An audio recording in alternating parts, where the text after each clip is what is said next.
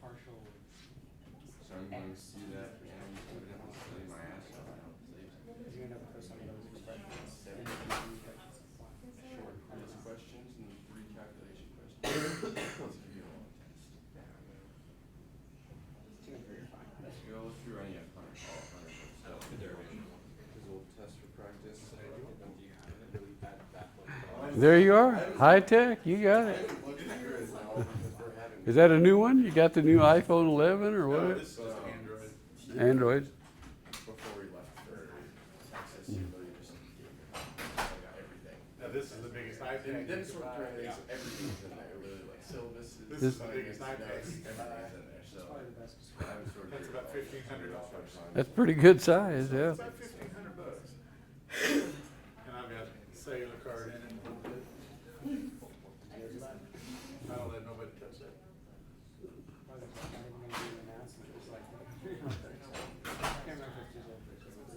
Do you have any videos? I think it's a week today.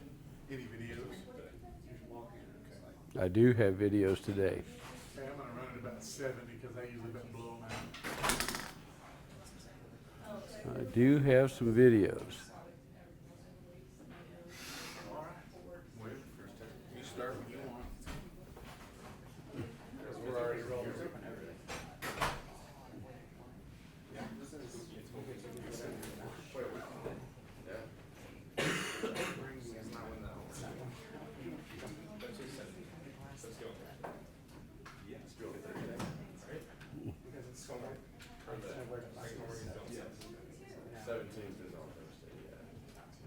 Well, I can tell you when that was done.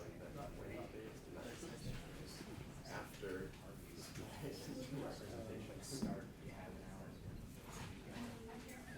There's an 8-second delay.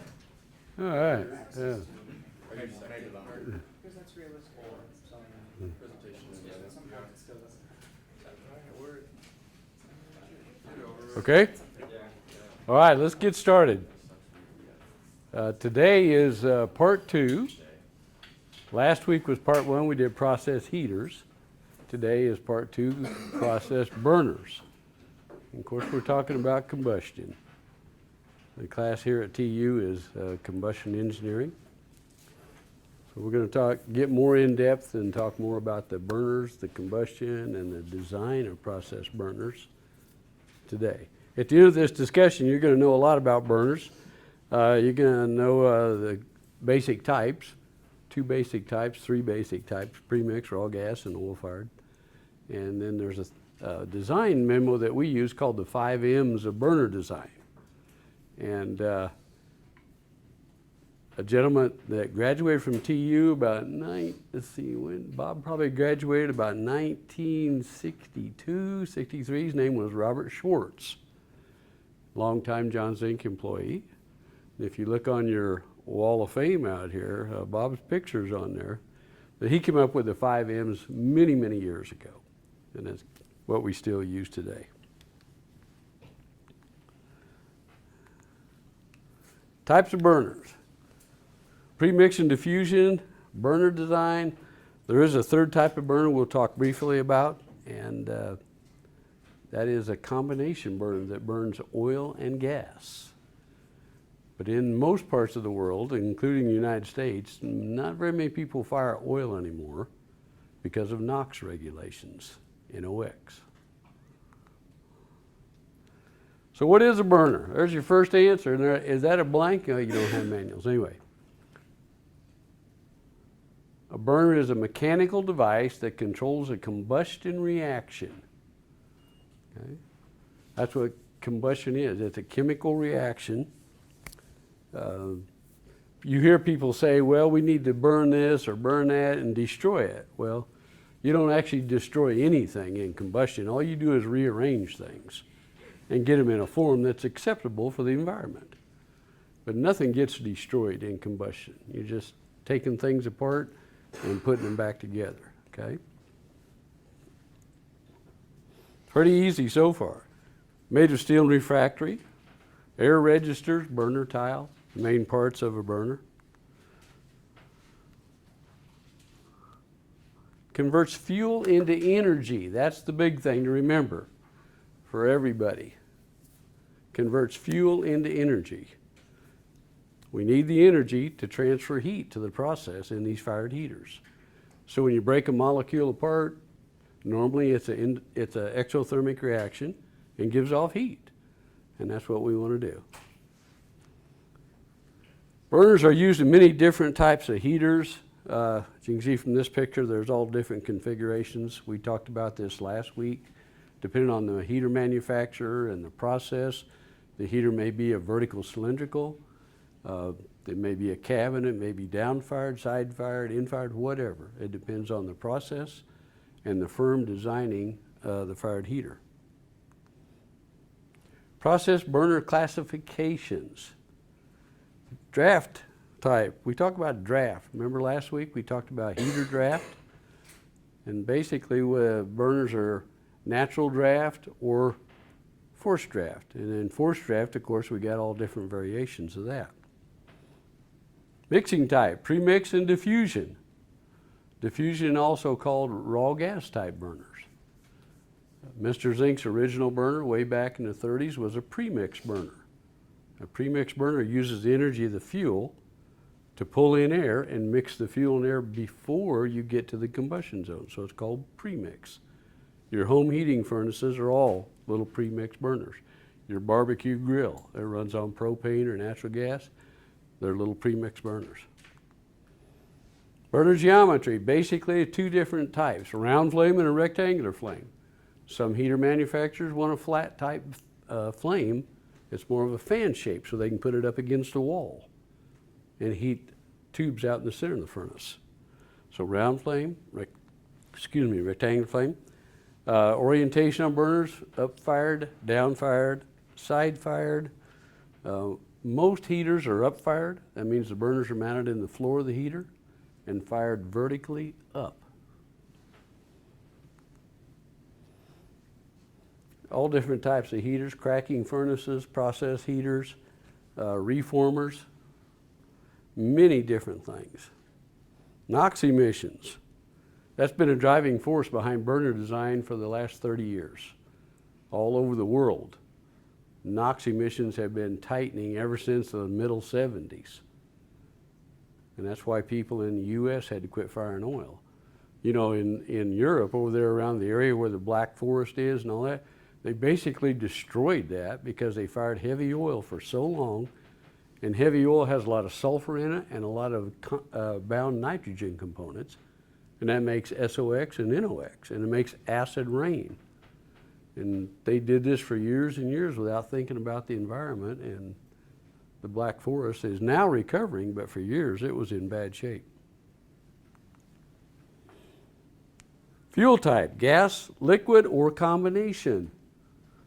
When you talk about liquid fuel, it could be anything from naphtha, number 2 oil, number 6 oil, what we call a pitch. A pitch is a very heavy oil, which has a specific gravity that's heavier than water.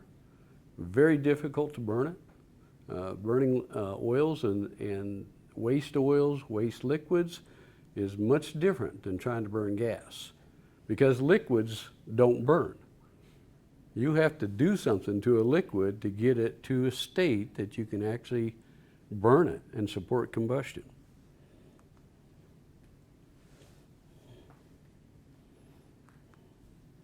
The common burner types. We're going to talk about the premix burner first. The premix burner, that's a cartoon there, but you can see what happens.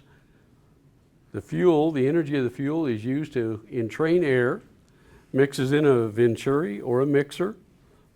So everything is mixed upstream of the combustion zone.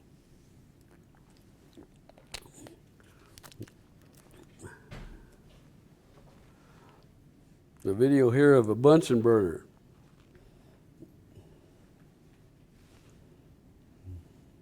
Chemistry class, do they still use Bunsen burners? Do they really?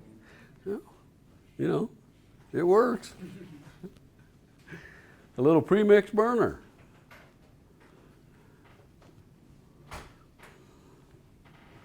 The next video here will show you some a pilot Most process burners have a pilot in them.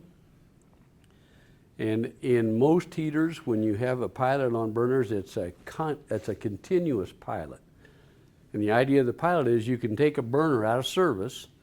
You got this big old heater with multiple burners in it. And if you have fouling or plugging problems with gas tips or flame issues on one burner, you can take it out of service, block it in, pull the gas tips, clean them. But you can leave the pilot on, so when you bring it back online, you don't have to get a torch or something like that to light the burner.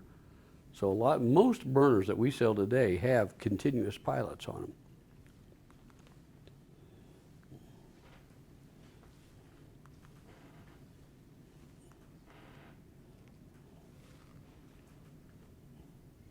That is supposed to be a video.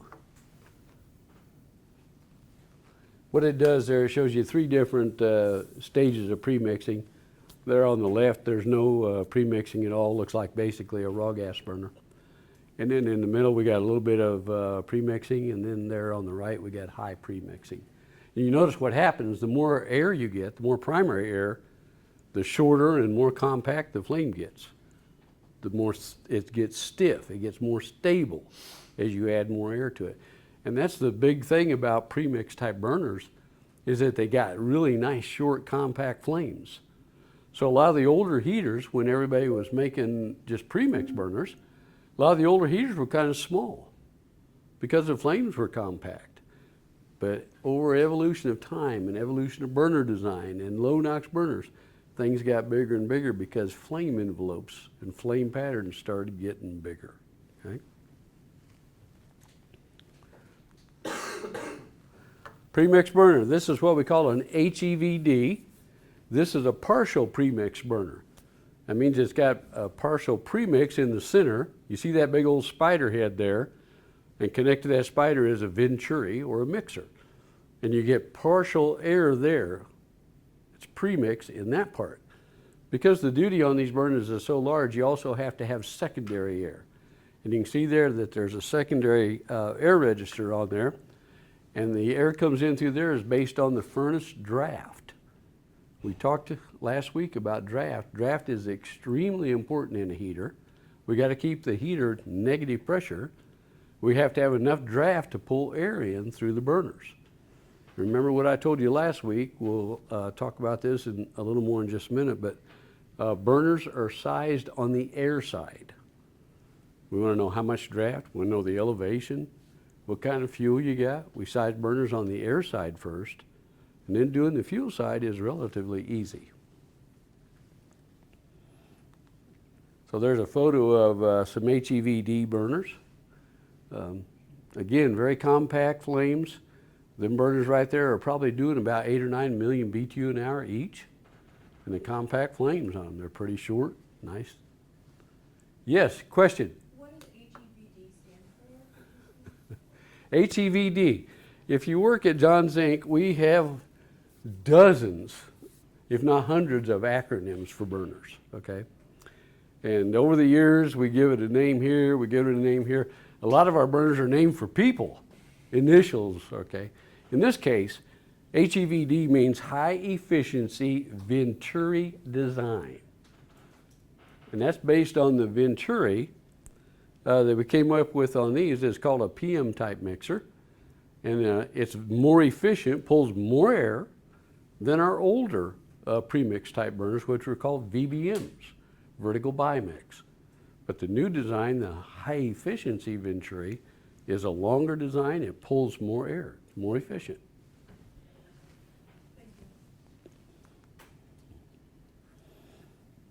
Let's talk about diffusion burners now, raw gas. If you know what a premix burner is, it's not hard to get to what a diffusion burner is. It's kind of the opposite. It keeps the air and fuel separate until you get to the combustion zone.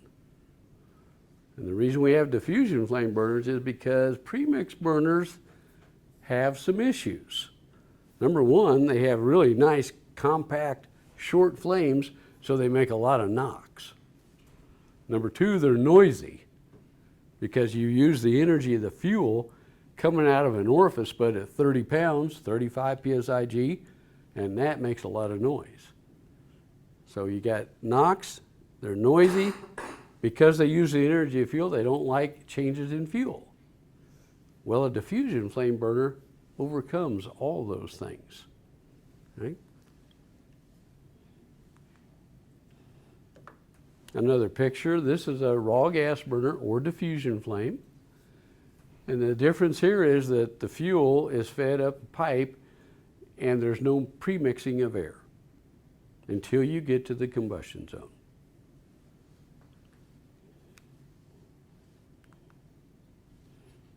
Picture of some VYD burners. Vertical design, the Y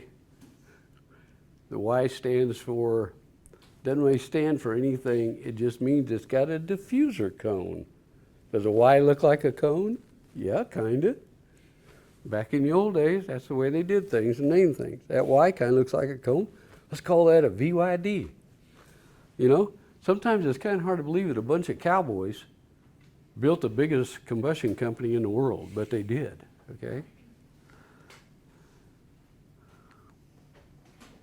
Now, when we start getting into raw gas or diffusion flame burners, then we start getting into the low NOx type of burners.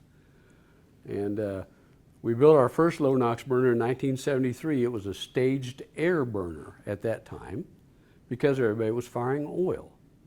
And staging the air is the best way to lower the NOx when you're firing heavy oil. But right after that, we come up with the staged fuel burner, and that's what this slide is. A low NOx staged fuel. And what we do here is put a portion of the fuel in the throat with the burner, with all the air, and stage some of the fuel on the outside around the tile. And basically, when you stage combustion, you're trying to delay the reaction. You don't want it to be perfect. You don't want it to happen real rapidly. I mean, it's still going to go to completion in 10 to 12 milliseconds. But if we can delay that just 4 or 5 milliseconds and let that flame stretch out a little bit, we can change the NOx production. And that's what staged combustion is all about, is changing the reaction time so that we can lower NOx formation. All right. So here on this one, we've got stage tips, and the primary gas gun is right there in the center. And they were very efficient at changing the NOx or lowering the NOx. I've got a slide later on, we'll talk about that. And here we see a staged air burner. Again, this was our first low NOx burner. Has 3 different zones for air. It has a primary zone because people were firing oil, secondary zone to support the gas firing, and then a tertiary zone, which means third, right? So bring the rest of the air up around the outside of the tile. But there again, we're keeping the air and fuel from mixing and delaying that combustion to lower the NOx.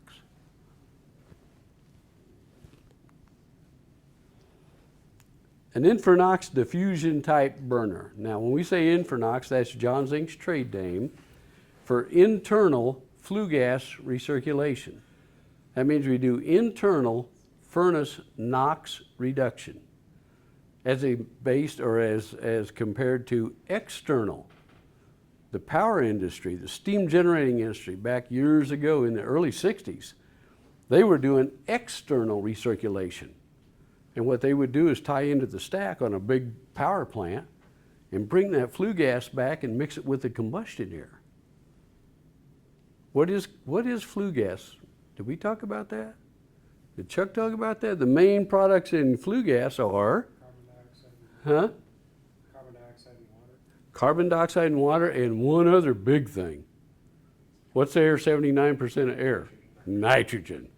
Okay, so all those are inert. And when you bring that flue gas back and mix it with the air, you can lower the flame temperature. So the power industry was doing this back in the 60s. And what John Zink did, we also did some things like this, but we discovered that you can actually do it inside the furnace by using the fuel pressure of the gas when it comes out of the ports inside the tile, inside the furnace. That energy will actually pull flue gas in. And if you get that burner a little bit of entrainment length, before you start to burn that gas, you can inert it. And it gets low temperature and it gets lower NOx numbers. So that's what we mean by Infra NOx, in-furnace NOx reduction. This slide shows you all the different components of a burner. Mounting flanges, burner tile. When we get into the 5 M's, pay attention to the burner tile. It's the heart of the burner. Years ago, we used to have refractory guys all over the country, and they said, that's just fire brick, it's nothing. It's not that way anymore. The tile is extremely important to the overall operation of the burner and the heater. Pilots, we got a diffuser ring in there, we got gas tips, we call risers, people call it pipe, John Zink refers to risers. Fuel manifold, obviously you got to have some way to distribute the fuel. We got a damper and a muffler. There's 3 areas, basic areas of pollution, and it's emissions and it's noise.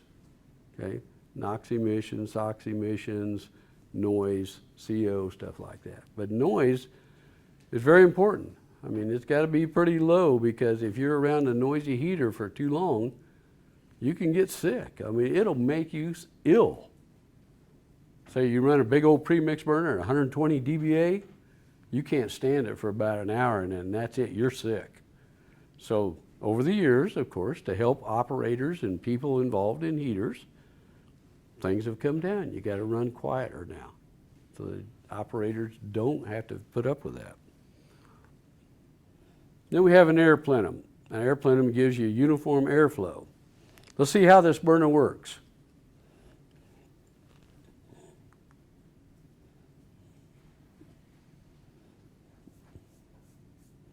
Actually, it's trying to show you here that the air is coming through the throat of the burner, which is inside the tile. And then you see the energy, the fuel there is going to pull air over to where the fuel is, and it's also going to pull the flue gas in. You see the flue gas is the green ball, okay? And what happens there, because the energy, you create a lot of energy there and a lot of low pressure, and man, it sucks that flue gas right into the fuel gas, mixes it, and then it stabilizes at that red ring at the top of the tile. So we've delayed the combustion, and we've inerted the fuel. We've got CO2 in there, water vapor, nitrogen in there. So now we get some lower fuel temperature or lower flame temperatures, and that helps us reduce the NOx.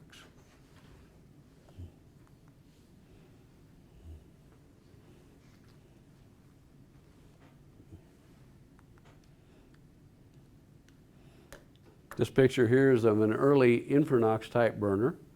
This was called a SMR. In this case, it might be a QMR.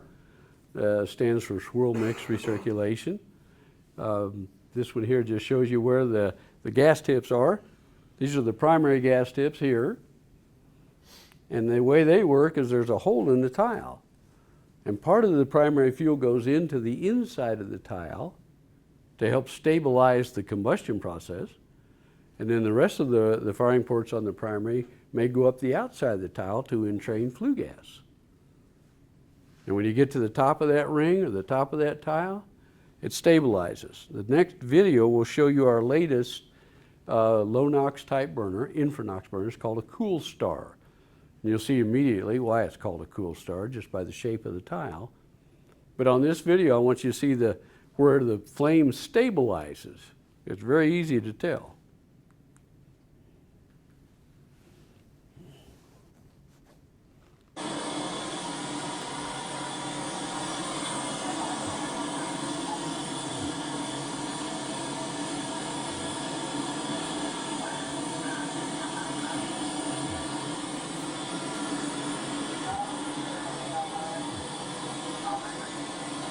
And that's fired horizontal in one of our furnaces out at our test facility, which, by the way, is the largest R&D test facility for combustion in the world. It's a major plant out there. We got 14 different furnaces, and we're one of the biggest natural gas users in Tulsa. We got a 16-inch gas line that comes into our plant for our test center. So, it's easy to see here. Where do you think that flame's stabilizing? Right there where that bright yellow ring is? Yeah.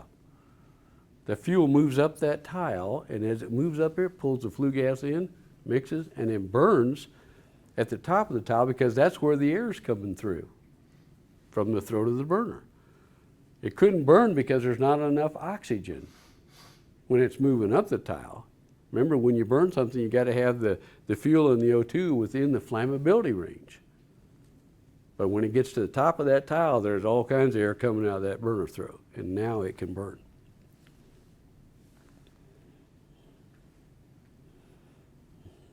This is an ultra lean premix burner. In some cases, ethylene cracking furnaces operate at 2,000 degrees. And to get low NOx on them, we threw everything in there. We got raw gas parts, we got premix parts, we got ultra lean stuff, we got everything in one burner so that we can have low NOx during startup, when we get to normal operation, and keep the NOx down so that you don't have to have big SCR units or downstream removal systems.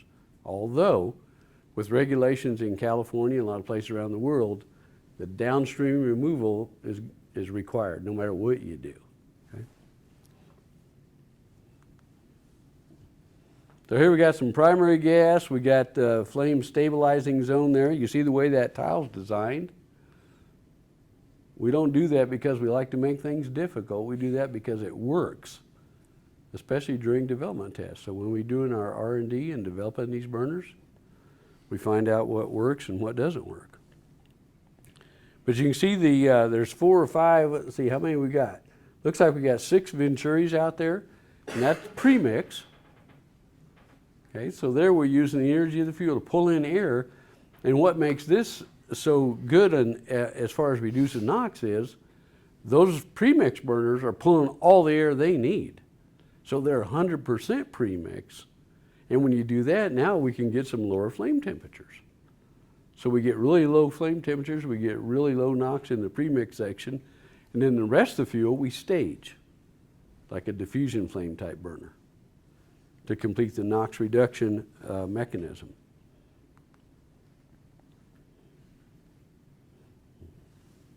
But you can see the combustion takes place outside of the burner tile throat, or completion does. Combination burners. Oil and gas. On the left there you see an oil fire. On the right you see the same burner firing gas. The difference is liquid firing. Liquid firing takes more time to burn, a few more milliseconds. Liquid doesn't burn. The old story is if you're fast enough you can put a match out in gasoline. Guess what? You're not fast enough, okay? What happens with liquids is you have to do something to enable it to burn, and that's called atomization. And what you have to do to a liquid is break it up into a very fine mist so that now you've got a tremendous amount of surface area that will ignite and light, okay? Just think of it as a log at your fireplace at home. You got a log in your fireplace and you put a match on one end of it. It's going to take quite a while to get that going and a lot of matches. But what if you take that same log and saw it up into sawdust? Now you've just increased the surface area. And you've got air in there, and the same thing when you're burning fuels. You atomize them properly, you get a tremendous increase in surface area, and now you can burn them. And don't go home and play around with gasoline. It's dangerous. Here's a typical combination type burner. A little bit more complicated. The old saying is your grandma can burn gas, but oil, that's a little different. Because you have to keep the oil at the right temperature. You have to have steam for atomization, or in some cases air for atomization. But usually steam atomization for heavy oils. So you got steam, you got oil, you got to get them in the right proportions, you got to make sure your oil gun's clean. It was a big part of our business in the 70s.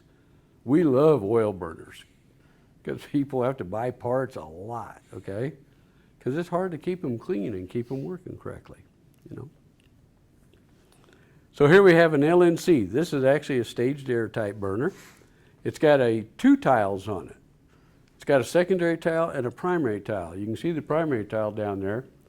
It's around the oil gun. The oil gun is right here in the center. And the primary tile creates a nice hot zone for that oil to stabilize.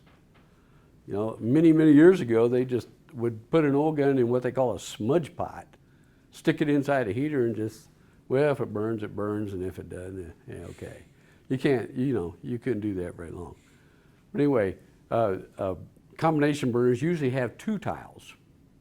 They have a primary tile, or what we call a regen tile, which is a regeneration, because some of that hot flue gas from the oil gun recirculates and keeps it warm, provides stability to it. And again, this one being an LNC, it has staged air on it to help reduce NOx.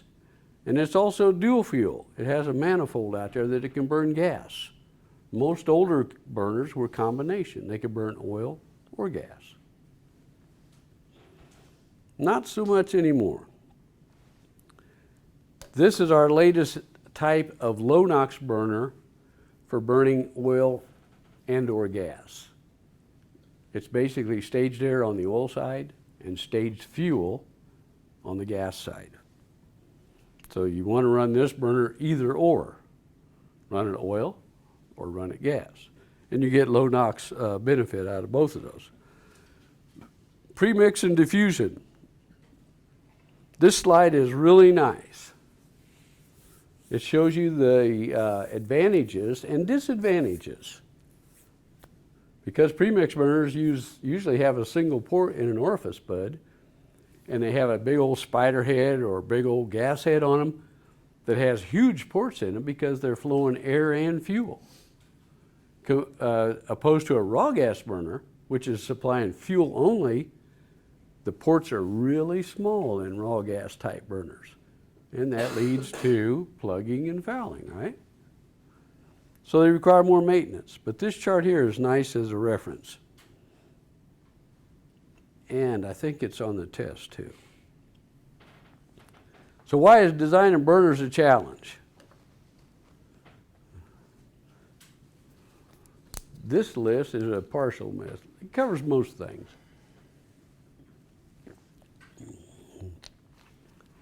Number one, safe. Once you get that combustion reaction going, you better hope it's stable. It's like most chemical reactions. Under control, they're beautiful. Out of control, they're scary. And I can tell you from years and years of experience and being in refineries, there ain't many things more scary than a fire out of control, okay? Or a heater out of control. Puffing, running out of air, talking to you.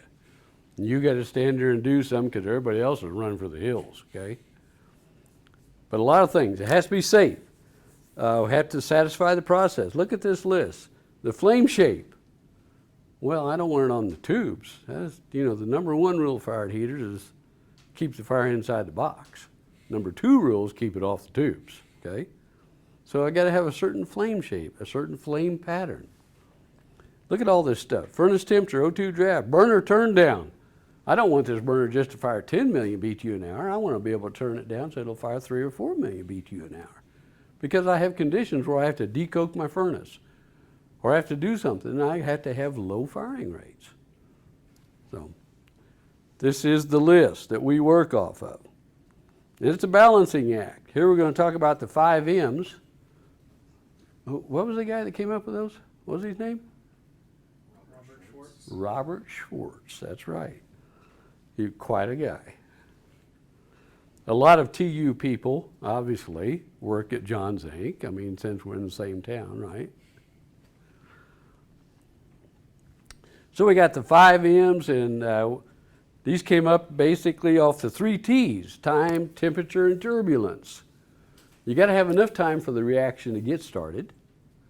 You got to have turbulence, and you got to have temperature, okay? I got to have turbulence. If I put air over here and fuel over here and I don't get them mixed together, I'm not going to have a fire. I got to get them mixed together. And that's where the turbulence comes in. And that's part of the design of the burner. is to make sure we get our mixing correct so that we can establish a good stable flame. Temperature. Fuels have ignition temperatures. The ignition temperature for methane is right around 1160, 1170, somewhere in that range, a little bit higher maybe. Hydrogen has a ignition temperature of about 1050, a little bit lower, but you got to have an ignition source. That once you get that in the proper ratios and within the flammability limits, you have an ignition source to light it, okay? Hydrogen has an ignition temperature of 1050. A cigarette burns at 460 degrees. Why can't I smoke at the hydrogen plant? Cigarette only burns at 460 degrees. It's paper, right? Tobacco. What happens when you get done with one cigarette and you light another one? Now you're at the hydrogen plant, you just lit a torch, okay? You're in trouble now. So you can't smoke at the hydrogen plant. It's just good safety, right? You can't smoke at the gas station. Do you people just say anything? When I see somebody smoking at a gas station, I tell them about it. Okay? Gasoline has an ignition temperature of about 460 degrees. That's exactly what that cigarette's burning at. Don't do that. Don't smoke at the gas station. And don't smoke at the hydrogen plant either. But different fuels, different ignition temperatures. And once you're out of that range, it's not going to light. Okay? If we don't do these things, we get long, lazy flames, smoky flames, intermittent flames, unstable, or flashback. Flashback happens on pre-mixed burners. I'm going to show you a couple slides on that. Why do you think flashback can happen on a pre-mixed burner but not a raw gas burner? This is easy. You have air in them. You got air in the fuel already. So if something gets out of kilter here, your mixing gets a little off, the flame starts slowing down a little bit, next thing you know, boom. And that same thing happens on your grill at home. Do you ever hear a pop on your grill when you turn it off? That's flashback, even though it's propane. Propane does not have very high flashback capabilities, unlike hydrogen. Why do you think hydrogen would have a high flashback probability? What is hydrogen? What's the molecular formula? What's the molecular formula of water? H2O. So that means hydrogen's ready to go. There's no dissociation. Most fuels, you have to just tear them apart. Dissociation. That takes time. Hydrogen, oxygen, temperature, boom, it's ready. That's why hydrogen can be extremely dangerous on pre-mix type burners. They go boom. All right, let's talk about the 5 M's. Here they are.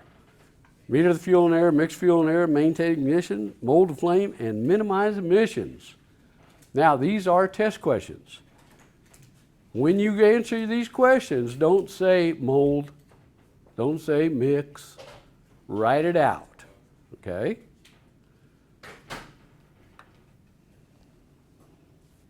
And again, everybody has access to these presentations online, right?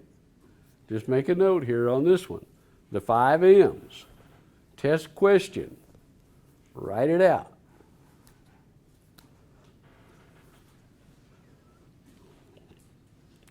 The first one is meter the fuel and air. Metering the fuel is easy. Bernoulli, Crane 410, fluid flow calculations. All you have to do is establish the right orifice discharge coefficient, which is what John Zink has established from decades of being in business. But it's an orifice calculation. The customer tells us what kind of fuel they got, what the composition is. You can't just tell me natural gas, or you can't just say, oh, it's refinery gas. I want to know the composition, because I want to know what the mole weight is. I want to know what the heating value is. I may want to know what the Wabi index is so I can compare it with other fuels. So I got to know the fuel composition. I got to know how much pressure. I got to know what the heat release of the burner is. And then from then, it's pretty easy. Fluid flow calculations.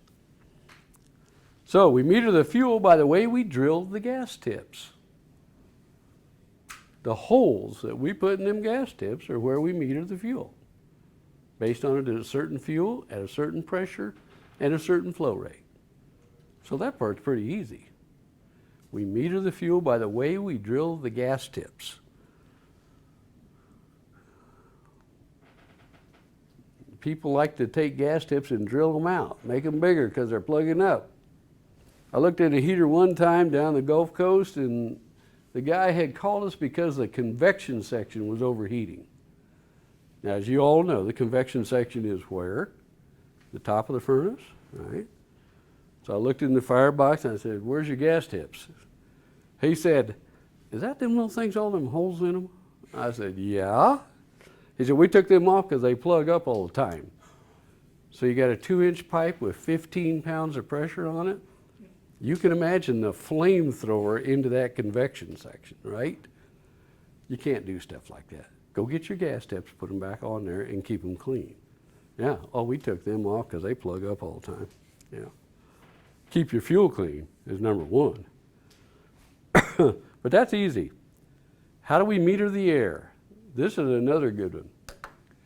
A burner sized on the air side. That big old chunk of refractory sitting in there. And some of our newer burners, our Cool Star burners, depending on the size, that chunk of refractory is 500 pounds. We pour them in one piece so that it's a little bit easier to install them, except for the weight. It can be installed correctly. But that tile does so much for that burner. The number one thing it is an air orifice. And what we're trying to show you here is the dimension on a tile. When you put a burner in, you look at the burner drawing and measure the tile. And if you put it in right, then we've got the right amount of airflow area through that tile. And that's how we size the burner. You want a 10 million burner and you got 4/10 of an inch of draft, I go to my chart and pick out the right size burner. I size it on the air side. Just kind of like a fan, only a little bit easier. Fan curves are a little bit more difficult to read. But we size it on the air side first, and the air is controlled by that tile. That's an air orifice. Even though it may be 22 inches diameter or 28 inches diameter, it's an air orifice. And when you don't get it right, you don't get the right amount of airflow, which is bad. You don't get the right amount of airflow, your combustion reaction is not going to be right. So old refractory boy down in the Gulf Coast said, "I don't need to look at that drawing. I know how to do burner tile." I said, "Okay, big boy, you're on your own." He had to shut his heater down because he wouldn't fix it like I told him to fix it.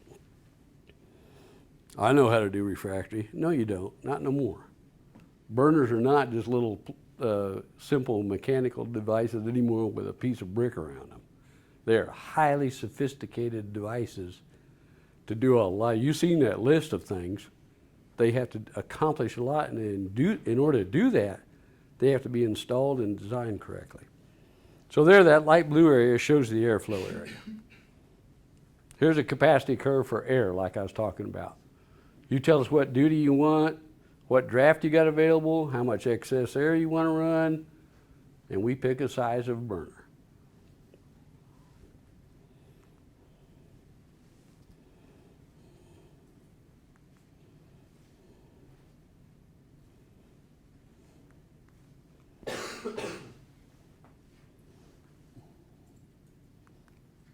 Mix the fuel in the air. We metered it, now we got to mix it.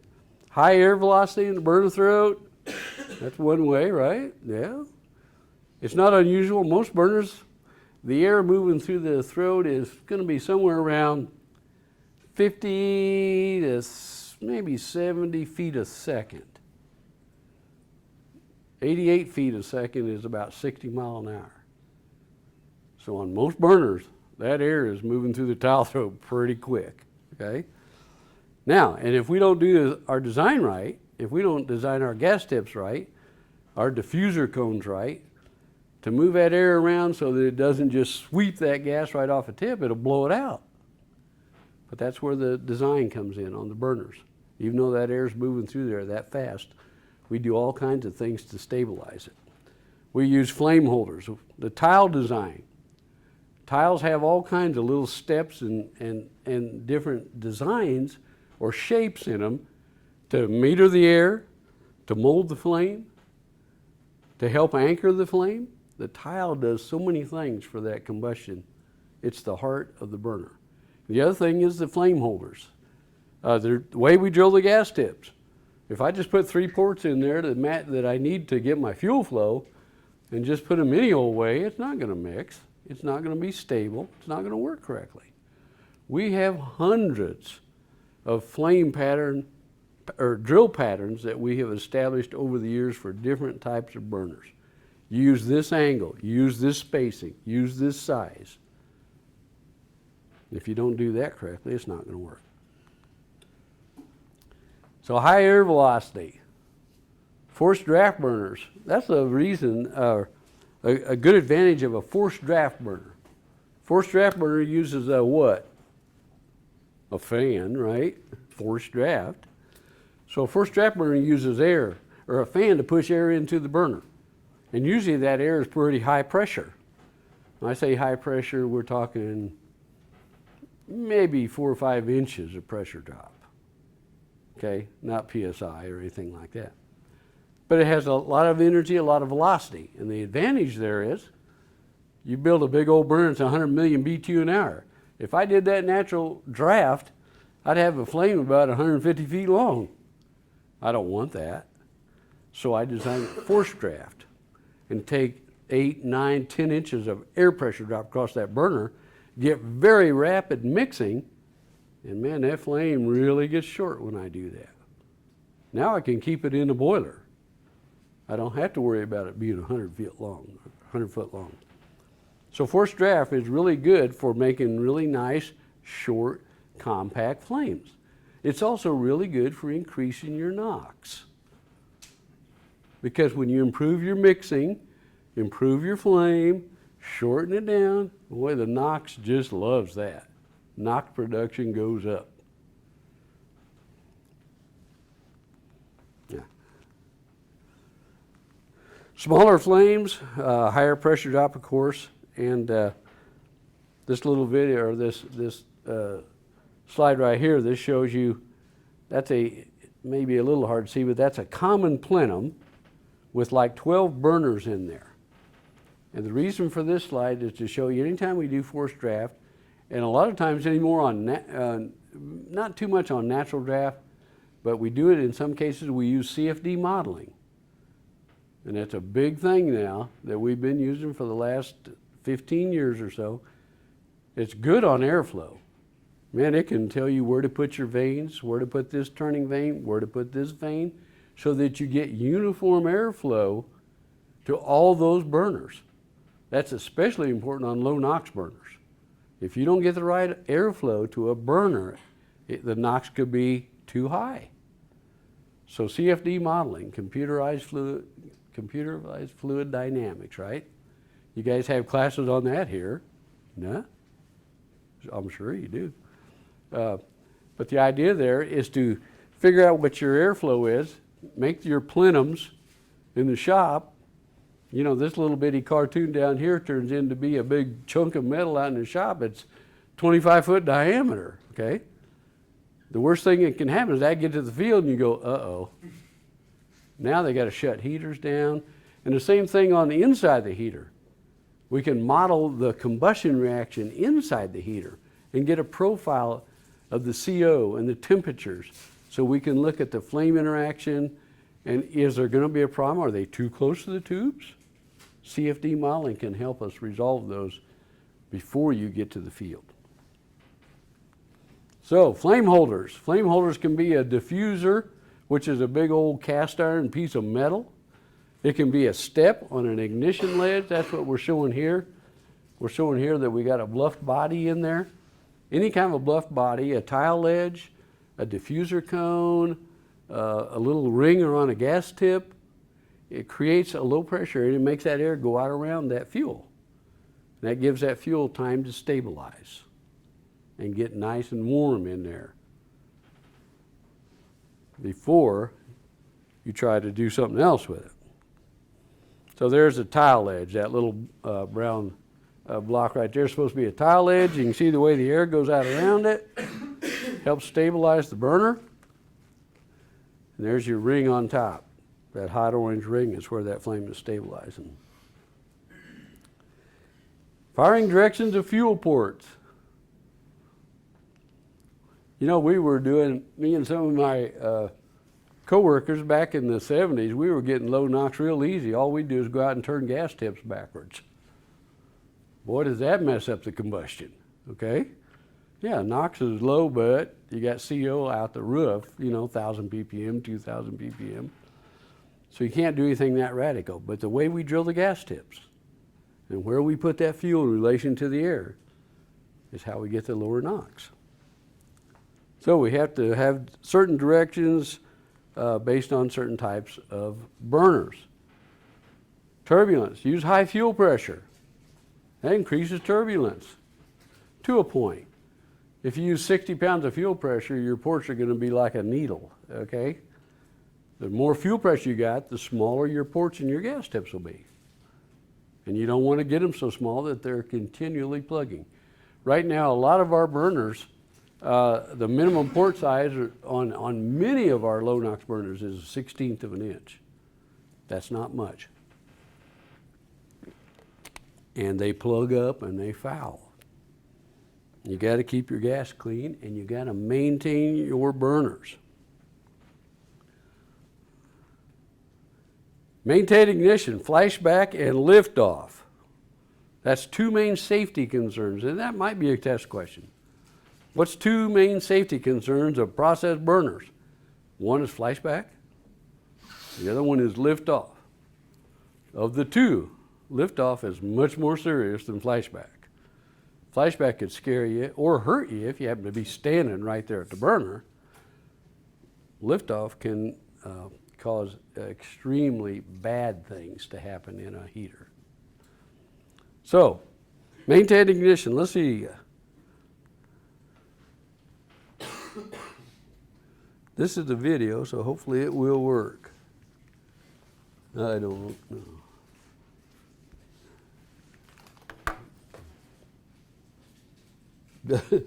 Doesn't appear to be working, does it? That is the idea there is it's a radiant wall burner, and when it flashes back, you can see the blue flames down here. When it flashes back, that flame pulls back inside that burner. And depending on the mixture and how violent the flashback is, it may come all the way out to where the air comes in the burner, which means it's outside the firebox. And if you're standing there or something like that, it can be pretty serious.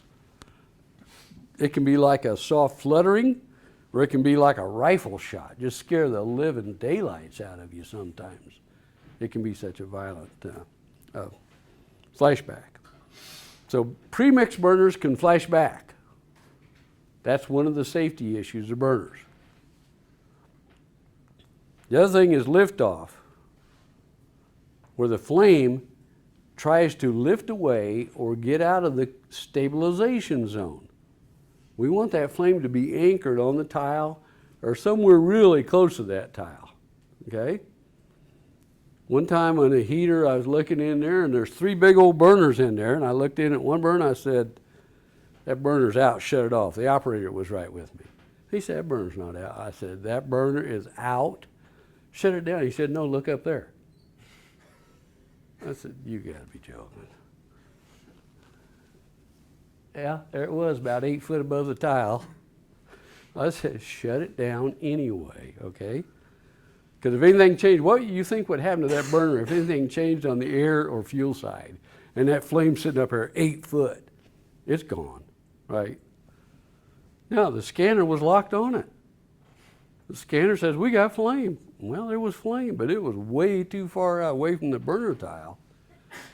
So anyway, we fixed it. Let's see if we can, this is a video also. Yeah, there you go.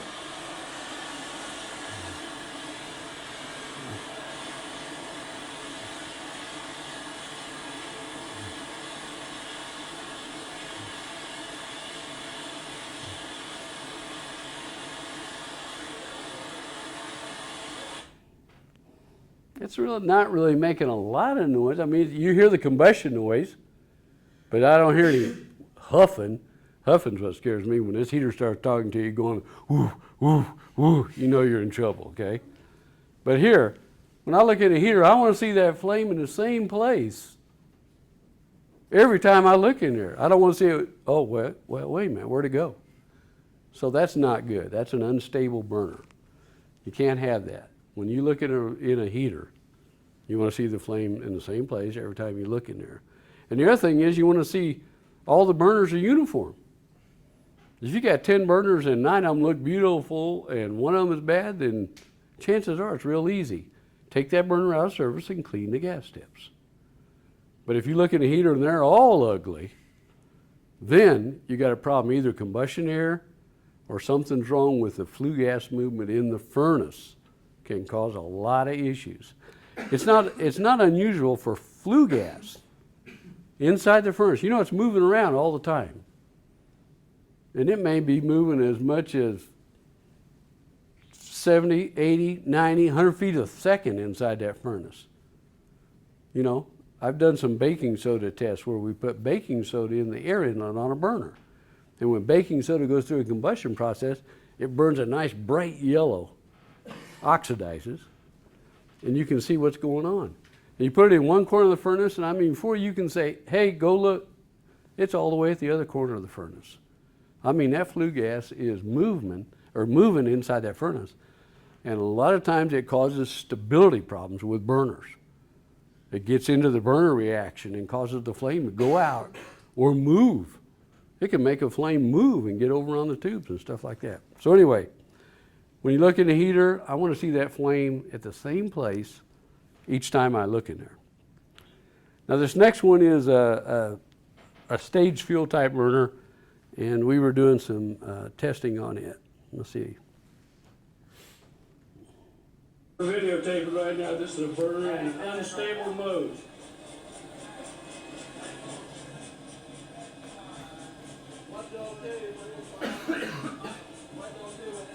You don't want this to go on very long. Now when the whole heater's doing that, it really gets exciting, okay? I've been many places where I pulled in years ago out in California, and I got out of the car and, oh man, I can hear that thing. I was 100 yards away. I said, how long has this heater been doing this? And they said, oh, all weekend. I said, gee, many Christmas. You guys are lucky you're still here. Well, what should we do? Cut fuel now. They said, management won't allow that. I said, well, you got two choices. I leave or you cut fuel. They said, okay, we'll cut fuel. But when the heater's in an upset mode like that, you got to do something fast. You got to cut fuel. And you don't cut fuel, by cutting fuel, you don't just turn it off. Or you don't cut it 50%, you cut it like 15%. You cut in steps. The worst thing you can do in a heater that's upset, huffing, is to give it air. The only reason it hasn't exploded is because it's still in a fuel-rich condition. And you put a bunch of air in there when it's upset, and you now have an instant bomb. So the best thing, the only thing to do is reduce your fuel. We're not going out there. Well, somebody's going out there. Flame holders. You can see this diagram here. It's got a diffuser cone here, and then over on the side it shows you the eddies, the flow of the air, and the whole idea is that diffuser makes the air go out around that gas tip so that we can stabilize it. This next one is a small raw gas type tip, but you see what it's got a ring around it. It does the same thing. Makes that air kind of go out around there so that the fuel can kind of stabilize. And then this also shows the little block over here is a tile edge. And again, our tiles have all kinds of little steps and shapes and things like that to help stabilize the flame or to help direct flue gas in a certain zone where we want to reduce NOx. Burner tiles are very complicated anymore, and so are burners.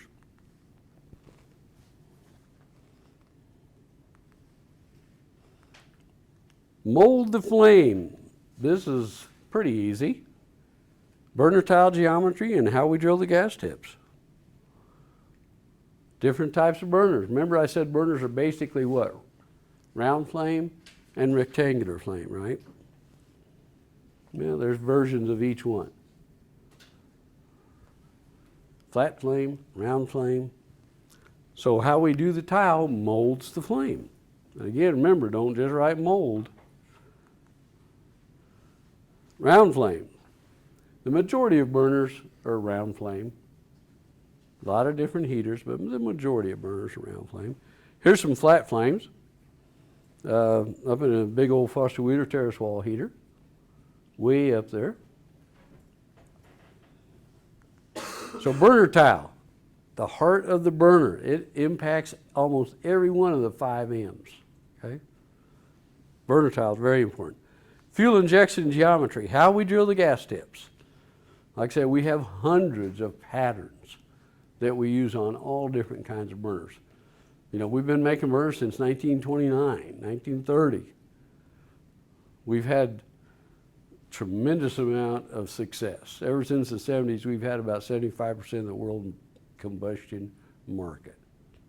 So you know, our installed base and the number of burners is just thousands and thousands and thousands. And we still support that. We support 1940s burners. We supply replacement parts for burners on these old things. There's still heaters out there in the 40s that are still operating, still running. You should have put up a new heater 40 years ago. Well, we know, but man, it makes money, you know? So anyway, but fuel injection geometry, how we drill those gas tips, plays a big part on how we shape the flame. So how do we minimize emissions? Here's a premix burner. Remember, we're using the energy of the fuel to pull in air, so they're noisy. So this box out here is a muffler. That, you can see it right there. That muffles the noise. Yeah, makes it almost okay to be around it. Really quiets it down. Instead of being 100 dBA, it's only 85 dBA. That's a big change in noise. And over on the other side, we have a combustion or a combination type burner. It's also got a muffler on it. Combination or raw gas burners are usually quieter because the combustion takes place up in the furnace and there's no premixing. So you don't have any jet noise. So mufflers, that's the way you control noise for John Zink anyway.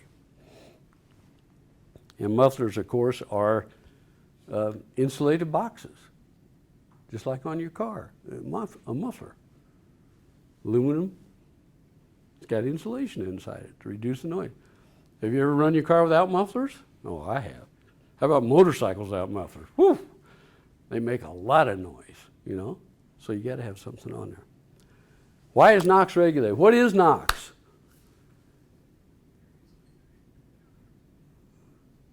What is NOx? NOx, right? Nitric oxides, okay? Inside a fired heater, most of the NOx is nitric oxide, NO, inside the heater. When it exits the stack and comes in contact with ozone and sunlight, there's a photochemical reaction, and eventually it all changes to NO2, nitrogen dioxide. Okay, nitrogen dioxide is toxic. That means it attacks your nervous system, attacks your central system. It can kill you. Enclosed in this room, if we had NO2 pumping in here, in about 30 minutes, we'd all just kind of be dead, okay? It's very, and it causes, not only is it toxic, but it's a precursor to acid rain and all the bad stuff. If you ever, anybody's ever flown into LA, you know what you fly through, smog. A lot of that's from NOx. And there's reactions that go on. But anyway, inside the heater, if it would stay in the form of NO, it wouldn't be a problem. NO is not toxic. It doesn't really have a lot of bad characteristics. But when it converts to the nitrogen dioxide, NO2, and you always want to check with your dentist, make sure he knows the difference between N2O and NO2. Because NO2 won't make you laugh. So, irritates the eyes, big deal. NO2 will kill you, okay? Acid rain, smog, that's why we have to control it. And like I said, this has been the big part of our business for the last 30 or 35 years. Low NOx burners. We've been pretty much the industry leader in that. But it's good for us and it's good for the environment, you know. Reduce your NOx emissions. So here's a curve, a chart, shows you where we started. Conventional, we were at 100, 120 ppm, then we went to staged air, staged fuel, and nowadays we're all the way down to ultra lean premix.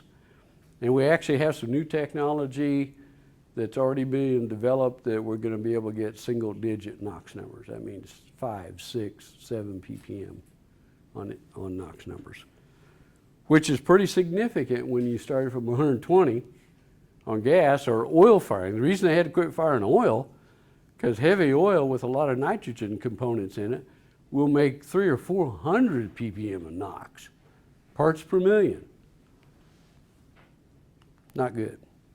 So in summary, 3 common burner types. They're premix, raw gas, and combination, right? Combination burners, not too much in America anymore. There's a few places around the world that still fire, and every once in a while in America, there's plants that'll have a heater that still runs on oil. The Northeast, their boilers up there run on oil in the wintertime. They have to have backup on diesel oil for the boilers or steam generators in the Northeast because all the natural gas goes to residential heating in the wintertime. They don't have any. So premix and diffusion, and then the 5 M's of combustion. Remember now, spell it out. Meter the fuel and air, mix the fuel and air. So what type of burner is that? Is the answer right there? Not yet, all right. That's a diffusion. And that's kind of hard to see, but combination. So the next one's pretty easy, isn't it? Premix. Mr. Zink's first burner was premix, floor furnaces for residential use. I told you a story about that. Mr. Zink worked for the Oklahoma Natural Gas Company and developed a burner that used less gas. And his boss said, John, we want to sell more gas. So he quit and started his own business. 5 M's of combustion, meter the fuel and air, mix the fuel and air, maintain ignition, mold the flame, and minimize emissions.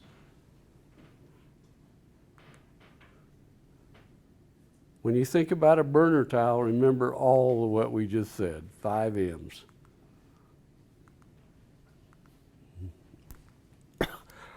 Excuse me. That was really quick. Questions?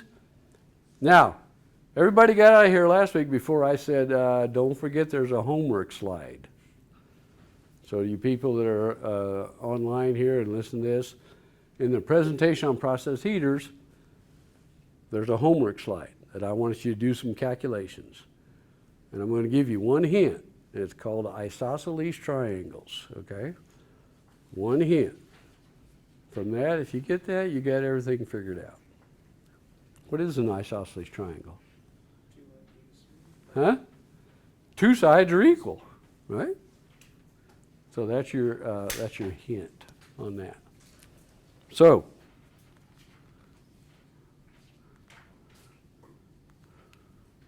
that is the end of process burners. We have burner school. Feel free to attend sometime. We just got done with it.